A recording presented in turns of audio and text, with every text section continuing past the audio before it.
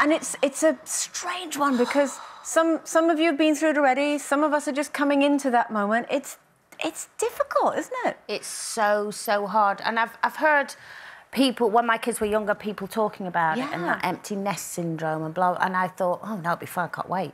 Yeah. And, but actually, it's awful. And in some respects, like there's days where I pat myself on the back and go, there's Kira, it's little Kira.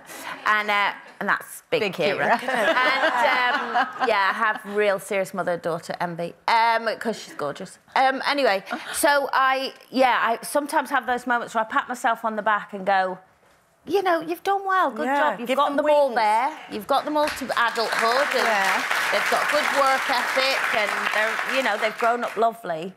And then I have just that sense of, my job's done and I'm not needed.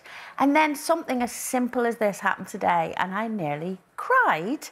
So I just arrived at the studio and as I got out the car, I got a text from Kira and she put,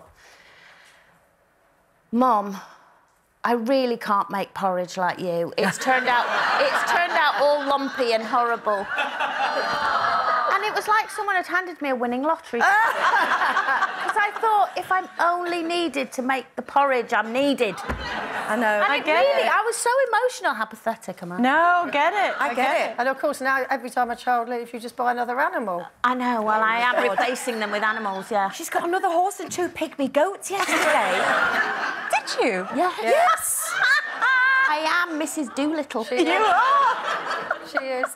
What you were saying there about, you know, thinking I've done a really good job. There is that. With my kids, I think, if I'm not hearing from them, that's kind of a good thing because it means that their lives are ticking over and they're independent and it's all great. But then, yeah, there is that sort of thing where you sort of think, oh, you know, but then every so often, it usually to do with either an emotional upset or money. Oh, that's Ellie, that's my 26-year-old. And then there she is now. Wow. And so, yeah, I mean, she's, you know, independent, strident young woman, but if she's having either an emotional problem or financial in terms of how do I pay a bill or how do I, you know, sort out this tax issue, grown-up stuff, then I'll get the call. Yeah. But... I was a bit like you because Matty was at home, because I've got 12 years between my two, and Matty was at home till he was about 23 with all the boys in the band, because he's in a band, and I would be screaming, get out of this house!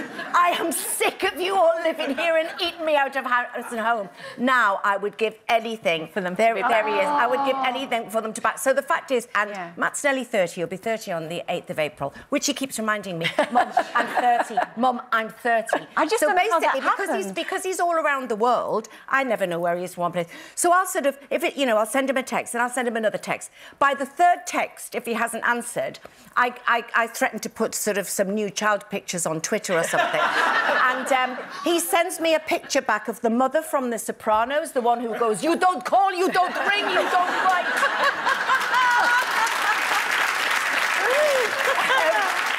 But all it takes is one simple little love heart, which he does do. And Louis, of course, is 18. And it's funny because I miss the days where you are the centre of their world and they want you there at all times. As you're walking out the house, they're hanging on.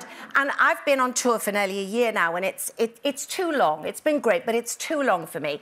And although Louis is 18, he's independent and he's working as a young actor, he's here, I do still feel that he likes me to be home. Even though he just pops in, goes, love you, Mum, and out again. I say to them, I need so little.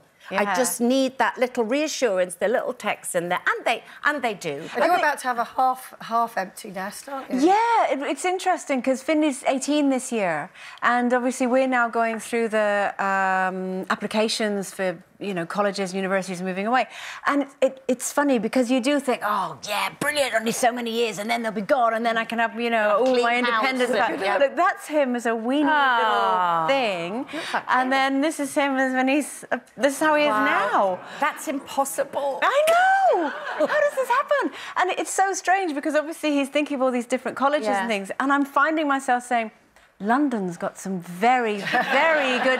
And then you could just stay here and... Oh, who wants the expense of living away from home? And I can't believe I'm saying these things. It's Can I just mad. say, though, on all of our behalves, all of our children, the 4 of us sat here, I think that we deserve a pat on the back because we've raised lovely children, I think. We have, actually, yeah. They're all right, aren't they? They are. They're all right. So far. So far.